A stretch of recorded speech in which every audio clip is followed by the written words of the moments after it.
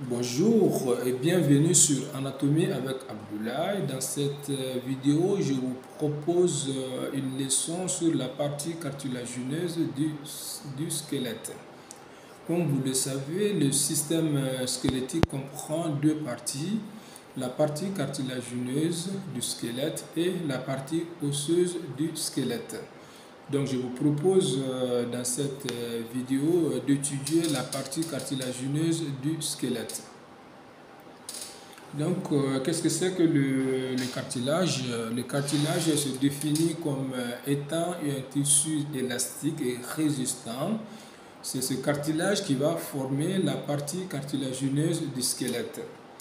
Le cartilage a une structure et possède une classification. Donc, voyons la structure du cartilage. Du point de vue structurel, on distingue le chondrocyste, la matrice extracellulaire et les périchondres. Qu'est-ce que c'est que le chondrocyste? Les chondrocytes sont des cellules cartilagineuses placées dans le trou cartilagineux. La matrice extracellulaire, qu'est-ce que c'est? La matrice extracellulaire est formée de fibres et fibrilles collagènes, de substances fondamentales composées d'eau à 75-80% et de mucopolysaccharides. Donc la matrice extracellulaire est formée de fibres et fibrilles collagènes, de substances fondamentales composées d'eau à 75-80% et de mucopolysaccharides.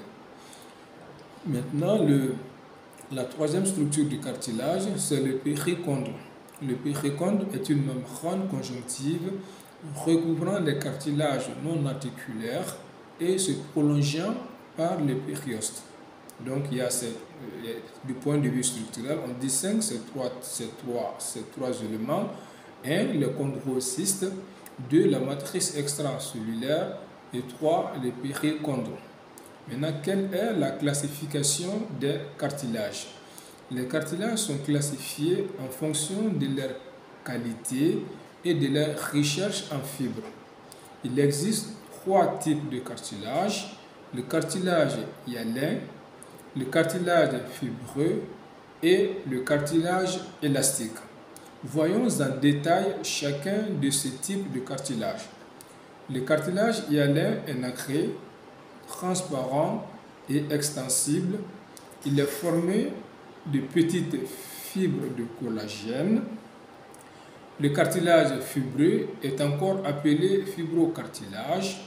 Il est blanchâtre, puissant, pauvre en chondrocytes et riche en fibres collagènes. Enfin, nous avons le troisième type de cartilage qui est le cartilage élastique. Ce cartilage élastique est jaunâtre, souple et riche en fibres élastiques.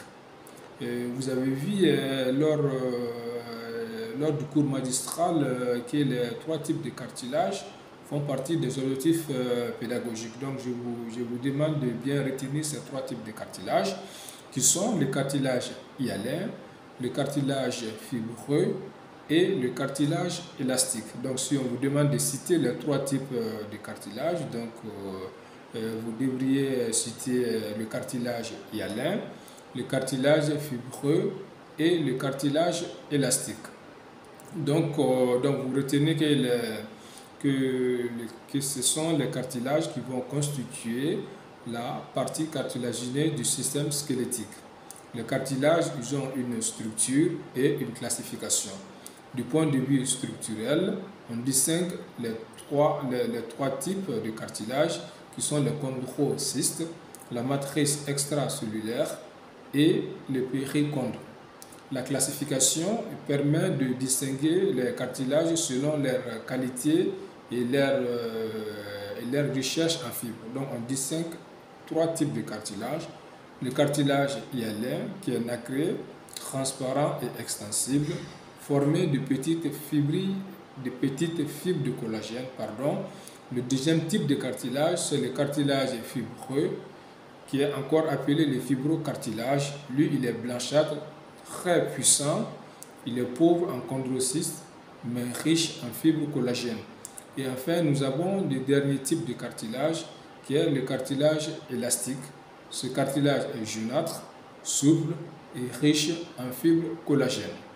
Donc j'espère que vous allez retenir essentiellement les trois types de cartilage: le cartilage hyalin, le cartilage fibreux ou fibrocartilage et le cartilage élastique. Donc c'est tout pour cette vidéo. On se donne rendez-vous pour une prochaine. Au revoir et à bientôt.